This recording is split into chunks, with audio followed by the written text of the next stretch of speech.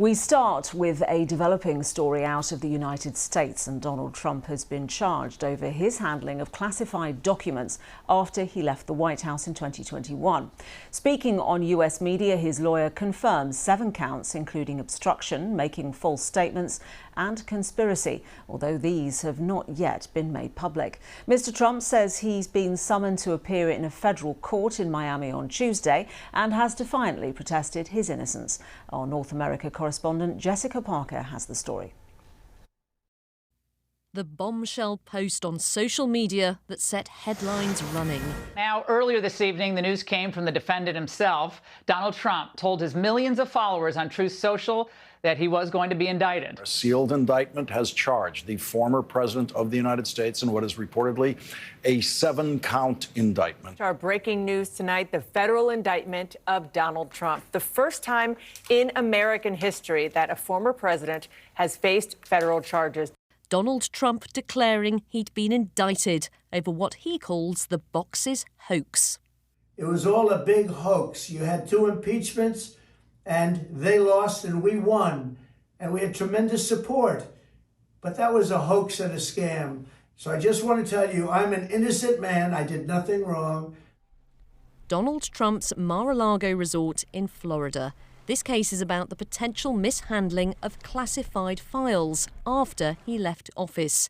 Thousands of documents were seized at his home last year. Some of them were marked as classified.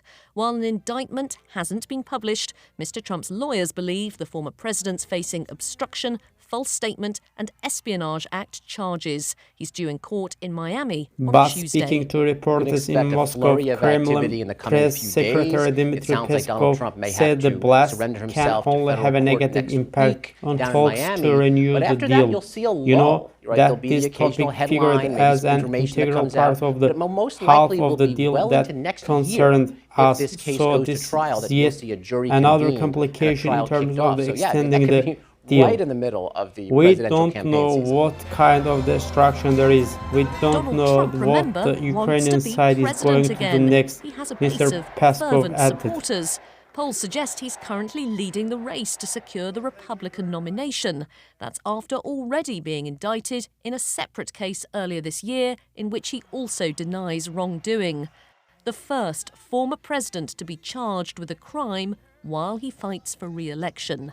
This is not politics as usual, but with Donald Trump, it never is. Impeachment hoax number 1. Jessica Parker, BBC News in Washington.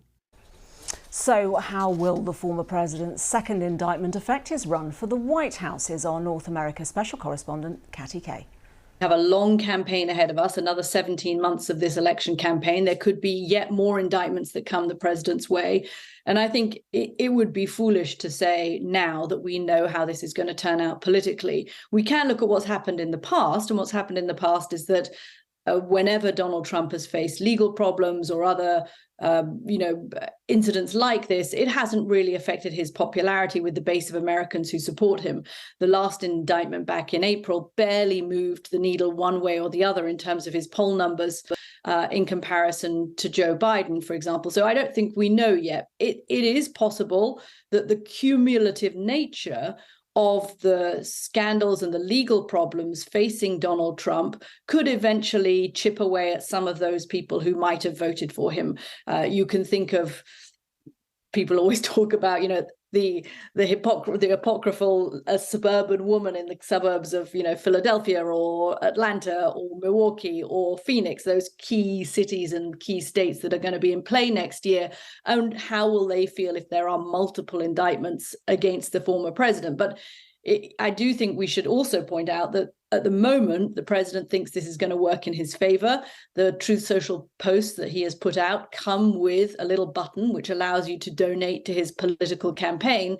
And he used the previous indictment to raise money. So he'll try and do that again. And he and his supporters believe that this is a witch hunt against him. And I think you're going to see, that they'll rally some support. The question is, will it affect any of the very few people in America who are left that haven't made up their mind about which way they're going to vote? Possibly it could swing them to the former president's side. Cassie Kay there. Live now to Los Angeles, where we can speak to Nima Rahmani, who is a former federal prosecutor and president of the firm West Coast Trial Lawyers. Welcome to the programme. Just in terms of these indictments that Trump says he is now facing, what happens next? Well, the next step is an arraignment. So on Tuesday, Trump will be brought before a magistrate where he will have to plead. He's certainly going to plead not guilty, and the judge will order bail. I'm sure the former president is going to be released on a no bail or a signature bond. Then we'll have a pretrial hearing, and that's when the parties will start filing their substantive motions. And out of the various legal challenges he's facing relating to the last election and also this writer and so on, which are the most serious? Well, I think these are the most serious because he's looking at potentially federal prison time.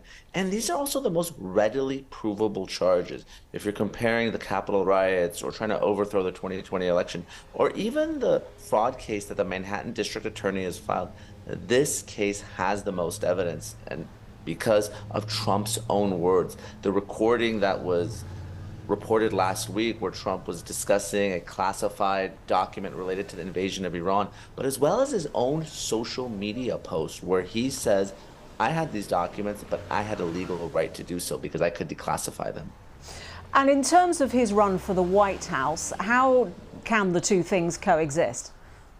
Well, you have your legal case, but this also plays to his political base. There's a significant percentage of the American public that believes that this is all a political witch hunt, that the former president is being treated unfairly, that others, including Mike Pence and Joe Biden, have also mishandled classified documents. And they think that this is an effort by the political establishment to railroad him. Right. So in terms of the presidential race, it doesn't really throw anything off course. Well, potentially, there is one potential charge that may disqualify him from running for public office. And we don't know exactly what the 7 counts will be. But if that particular federal statute is charged, and if Trump is convicted before the 2024 election, he may be prohibited from holding any federal public office. Of course, he's going to challenge that law as unconstitutional as applied to him. And of course, if he wins in November, it's well established that no sitting president can be prosecuted. So this whole case may go away. So, as you've mentioned, Mike Pence, who's also running for the Republican candidacy, and Joe Biden, the existing president, are facing similar legal challenges, similar accusations. So does that dilute the impact of what Donald Trump is facing? Potentially, but some of these charges relate to the mishandling of classified documents, but also Trump's response to the Department of Justice's efforts to get those documents back. That's where we're maybe going to see charges related to false statements, conspiracy, obstruction of justice. Those charges relate to Trump potentially lying to federal officials who wanted to retrieve these documents. That's something that Mike Pence and Joe Biden aren't accused of doing. Thank you very much indeed for joining us.